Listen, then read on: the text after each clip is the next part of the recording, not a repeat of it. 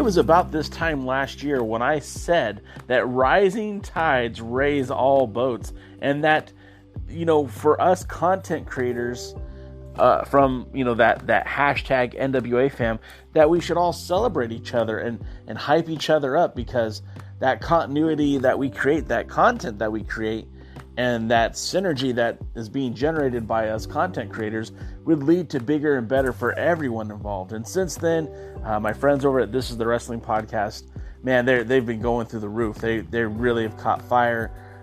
All my best to Gary Horn, Dr. Robert Stinson, and Will, hey, it's Will, for just really knocking it out of the park. They do a tremendous job. I've seen some content creators kind of fall by the wayside, especially when it comes to the National Wrestling Alliance. And, that's kind of disappointing, but understood when there's not a whole lot to talk about. Even myself, this week, I find myself talking about something really not 100% related to the NWA or to the United Wrestling Network. And that means I'm talking out of, not talking out of, but this isn't exactly my niche, right? Because I'm the NWA guy, have been for about 12 years. But there's something that I feel like it's worth mentioning. And that is the synergy that we're seeing, the teamwork, the team building that we're seeing from what should be rival wrestling promotions. So on this episode of the Alliance blog, which is a presentation of Alliance-Wrestling.com, your number one source for news and information for the National Wrestling Alliance and the United Wrestling Network, we're going to take a look at some of the moves that have been happening down there in Florida, where we're seeing multiple promotions working together, sharing talent, putting titles on people who aren't contracted to your company. I mean, this is real crazy stuff, and we're going to get more into it right after this.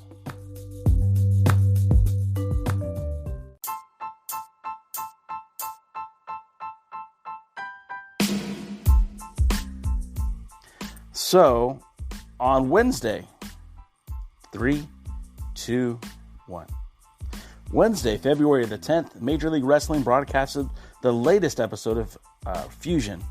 That's their weekly show for MLW.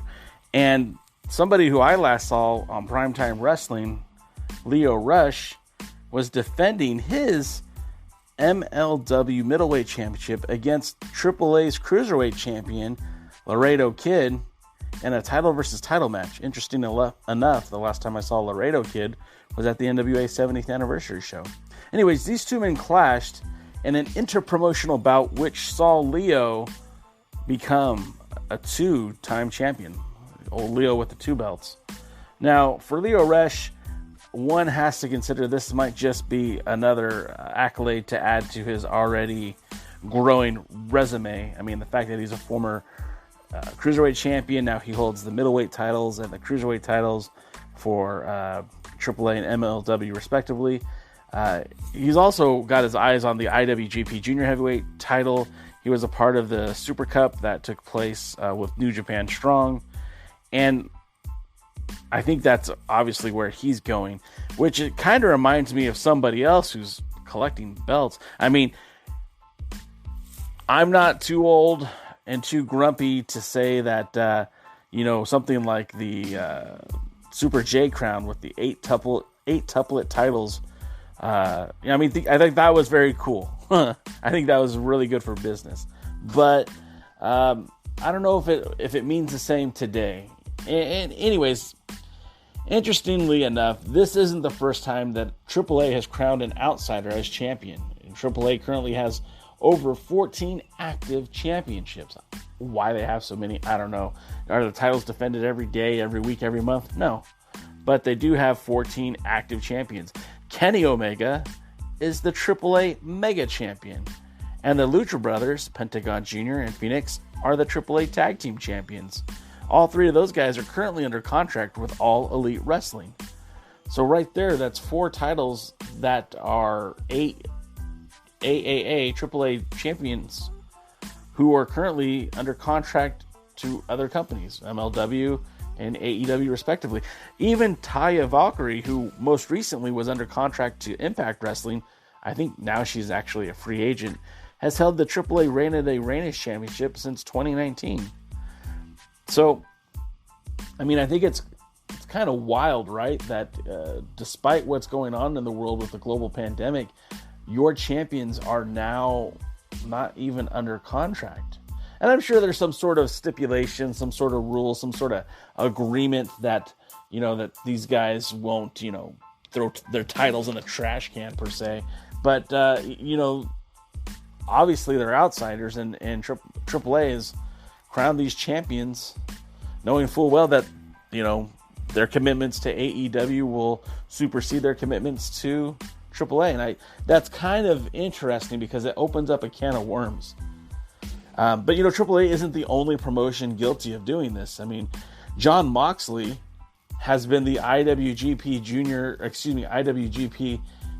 US champion for over a year now. In fact, he's been under contract to All Elite Wrestling, but he's still the IWGP US champion.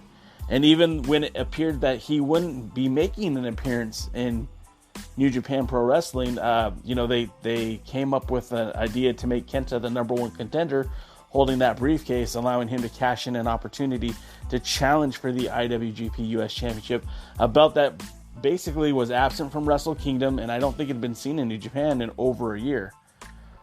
So it's interesting to me that, again, New Japan Pro Wrestling, who's done this in the past, by the way, has had their titles on guys who weren't with the company exclusively, now has done it again in the last year with Jon Moxley. And again, not the only company to do that, because our beloved NWA World Women's Champion Thunder Rosa lost her title to Serena Deeb, who was an AEW wrestler on Primetime Live. It wasn't even an NWA event. I mean, I guess all matches are sanctioned by William Patrick Corgan and the National Wrestling Alliance, but be that as it may, the title changed hands in a non-NWA arena to a non-NWA contracted wrestler. And now you've got, Thunder Rosa competing in AEW, and Serena Deeb defending the title on Dynamite and on Dark. So I guess that means that, to Tony Khan's credit, AEW has become a wrestling promotion essentially without borders. They're welcoming talents from across the country, from across rival promotions, really all around the world. Its talent, is squaring off in the ring with, in the past, what we'd consider the competition. I mean, this is not a new approach, right? Tony Khan isn't reinventing the wheel. In the early 90s, the WWF was working with USWA, which was their Jerry Lawler's promotion. It was essentially like a feeder fed to the WWF. And they did, cross-promotional matches, mostly on USWA TV. You didn't really see any of that on Raw or Superstars, if you will. But that was something that happened quite regularly. I remember USWA, the tag team champions were the Heavenly Bodies, with Jim Cornette making their appearances on WCW. This kind of happened quite a bit. And of course, WCW had a very close relationship with New Japan Pro Wrestling for years, going back to the Great Muta and Masahiro Chono and the matchup between Ric Flair and Tatsuji Fujinami. That connection to, I guess they had that relationship through the NWA, but also just working together as the aforementioned IWGP Junior Heavyweight Championship was unified with 7 other Junior Heavyweight titles to make the Super J Cup, as well as, not the Super J Cup, but the Super J Crown. The 8 titles that, famously we've seen Ultimo Dragon holding 8 titles, and he would go on to win the WCW Cruiserweight Championship along with all those other belts. So, it's not something it's new, but it has been kind of foreign in modern days. We're not seeing Vince McMahon welcoming talent from Impact on his show. Now, a few years ago we did with ECW. Gosh, I guess that's close to 20 years ago. But to Mr. Khan and AEW's credit, this is something that's new in this modern era. Newer wrestling fans aren't really used to this. And I mean, yes, Dave Marquez has been a spearhead of the open door policy, allowing talents from rival promotions to defend their titles on his events.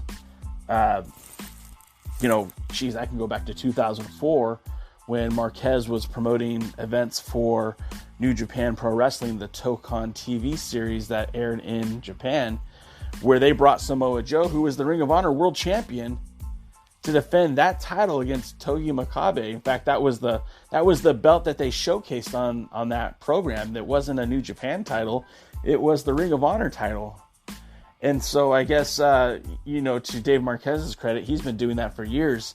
I mean, even just a few years ago at the Red Carpet Rumble, having Matt Hardy challenge Ricky Mandel for the Hollywood Heritage title, having AJ Styles, who was the IWGP champion at the time, wrestling against, I can't remember who he wrestled against, Trent Beretta in a non-title match. But it just, showcasing these stars from other companies. I mean, he even did it recently with on Primetime Live when they started the tournament for the United World title. We had Peter Avalon taking on Chris Dickinson.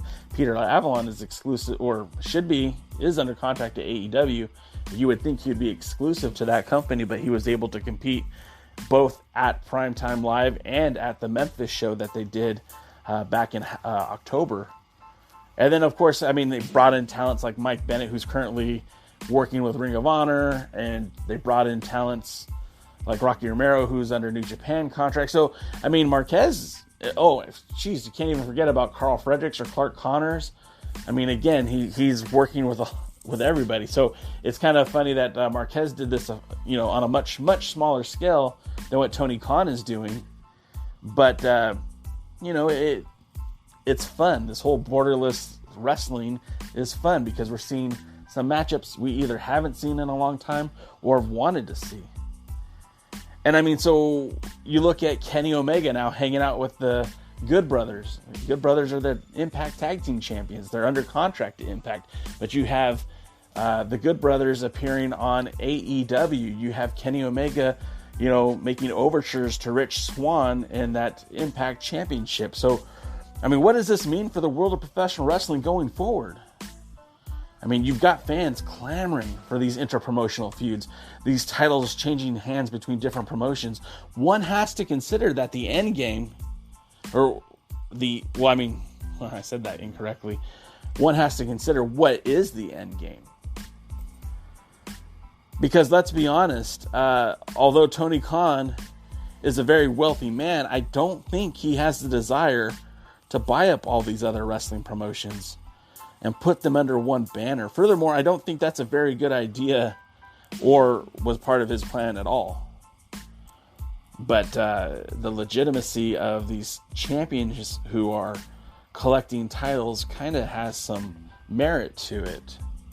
I mean, some have theorized that this interpromotional war is a catch-all until the world overcomes this COVID-19 global pandemic.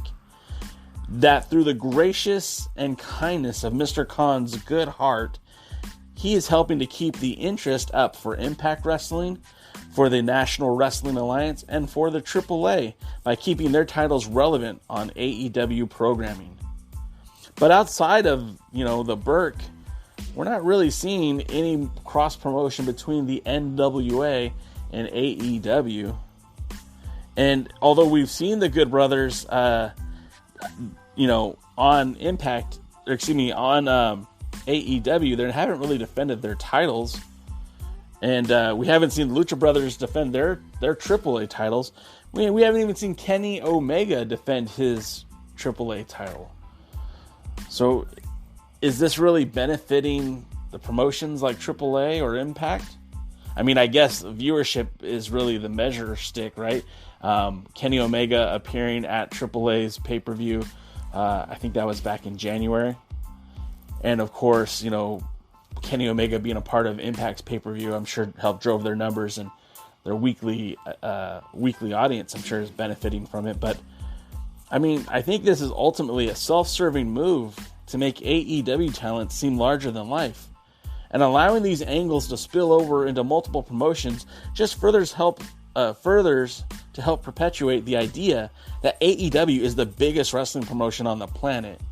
And I believe it's a great promotional tactic, and it's got this long-term ramifications, and that should be invaluable for the growth of AEW.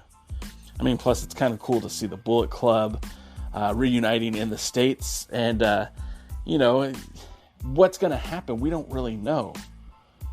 I mean, with Leo Rush, is he really efforting to create a new J Crown?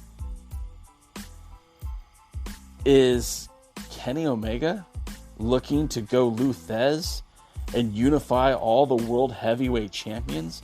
I mean, Dr. Robert Stinson will tell you that the NWA is the lineal championship of all championships.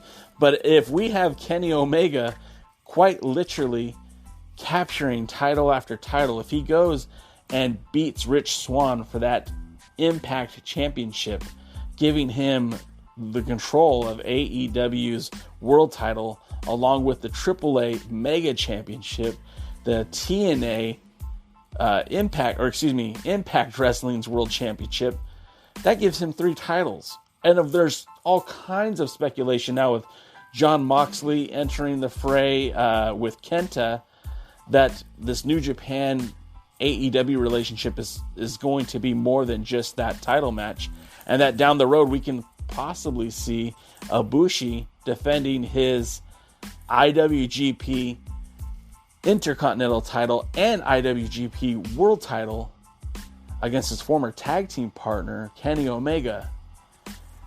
And I mean, the winner of that match would have 5 belts. And clearly, being in possession of 5 championships that represent 4 nations, right, is kind of a big deal. I mean, because the AEW representing the United States, AAA representing Mexico, Impact, I know a lot of you probably don't acknowledge this, but it's a Canadian-owned company. Anthem, their parent company, is Canadian-owned, so that makes him the world champion of Canada. And then, of course, Ibushi holding the IWGP title, the top crown of Japanese pro wrestling, only further solidified by matching it with the IWGP Intercontinental title. I mean, you're onto something, and that's something that hasn't been done since Lou Thez. Now, there's been efforts to make unification titles. There's been efforts to make have a single wrestler be the champion for multiple promotions, and we'll talk about that next.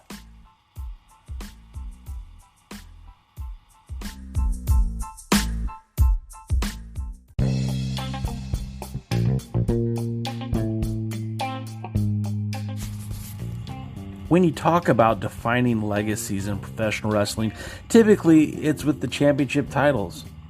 I mean, this was so apparent in 1996 because nothing was more baller status than Ultimo Dragon holding 8 different championships.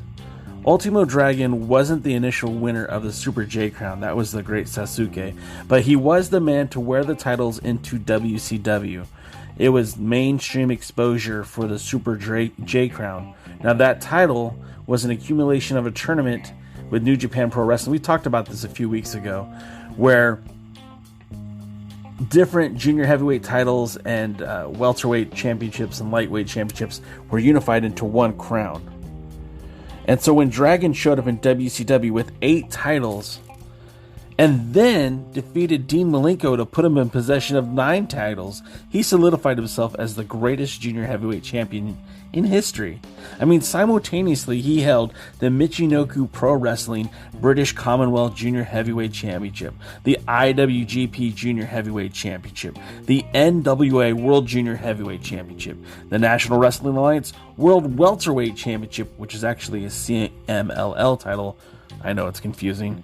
The UWA World Junior Light Heavyweight Championship, the War International Junior Heavyweight Light Championship, the WWA World Junior Heavyweight Championship, and of course, the WWF Light Heavyweight Championship. I mean, those are 8 titles.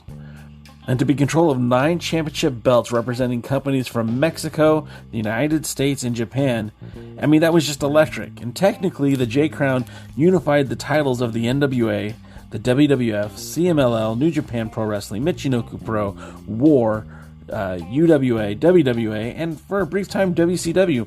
It was a real baller look, and really nothing like that had ever really happened before. Now, before you get on my back, of course you have to acknowledge what Lou Thesz was able to do. I mean, Lou Thesz became the first undisputed world heavyweight champion in modern day professional wrestling. I guess that's really professional wrestling.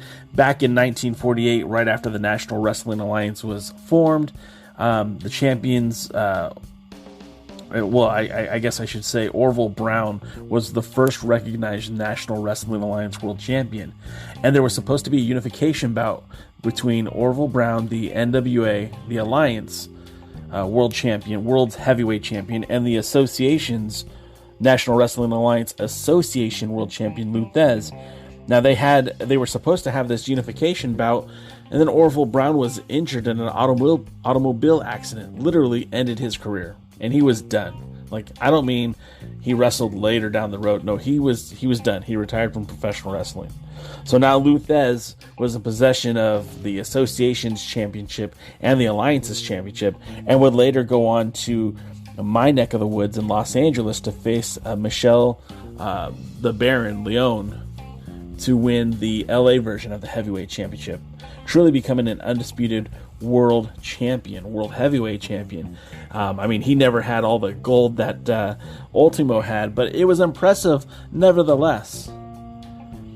And for Lou Thesz to hold that undisputed status, again, Dr. Robert Stinson always speaks about he is the lineal world champion, and that title had spun off promotions like the WWF, AWA, WCW, really even ECW. I mean, all of these kind of came from that granddaddy of them all, the NWA World's Heavyweight Championship. Now, I'd be remiss if we didn't talk about another belt collector. In fact, that was the nickname that Austin Aries adopted after leaving the World Wrestling Entertainment on his quest to unify championships in his own right. Now, I'll be the first one to admit that this wasn't as a great of scale as, say, Lou Thesz uniting all the World Heavyweight Championships around him. In fact, these promotions were in varying degrees between small to medium-sized independent wrestling promotions, but the reach was really quite large. I mean, he won titles from Australia, titles from the United States, titles from the UK, and unified them, although briefly, with the Impact Championship. He was the Defy World Champion when he won the belt on April the 13th by defeating oh gosh, I'm going to mess this up, so I have to double check my work now. He won the title, oh man, now I look like a dummy. He won the title by defeating Shane Strickland. I knew it. So he defeated Shane Strickland to win the Defy Championship, and again, that was the belt representing like the Pacific Northwest, a belt that was defended regularly in Oregon. He would later go on to IPW UK and win their world championship by defeating Mark Haskins. He would beat Ricochet to win the World Series of Wrestling Heavyweight Championship. He would defeat Marty Scurll to win the Defiant World Championship, and at one point the Defiant World title was also known as What Culture Pro Wrestling World title. He would invade Impact, winning not only the World Championship, but also the Grand Championship. And of course, he'd win the world title by defeating Eli Drake. And then he would win the Grand title by defeating none other than Matt Sydal. And so as the sextuplet champion, I mean, he did make his rounds as this unified champion. I remember him being more of an authority figure for Ring Warriors, but he literally had all the titles. And he actually would defend the Impact Championship on that show. But I mean, let's not say that this is anything close to what Ultimo Dragon was able to accomplish, because all these promotions were a much smaller scale. And again, this only lasted for a few months. I mean, he won the earliest title he won was the Defy World Championship back in April 13th, 2017. He would go on to win the Defiant title in May of 2017. He would win the World Series of Wrestling in November of 2017. Then in December would win the IPW UK World title, and then would capture both of the Impact Championships in January. But most of those belts would be gone from him by the time we got into the summer of 2018. And by October of 2018, he was titleless from those 6 promotions. But, I mean, I guess the real play here is what's going to happen with Kenny Omega. And is his conquest going to match more like Austin Aries and just collect championships for the sake of collecting championships?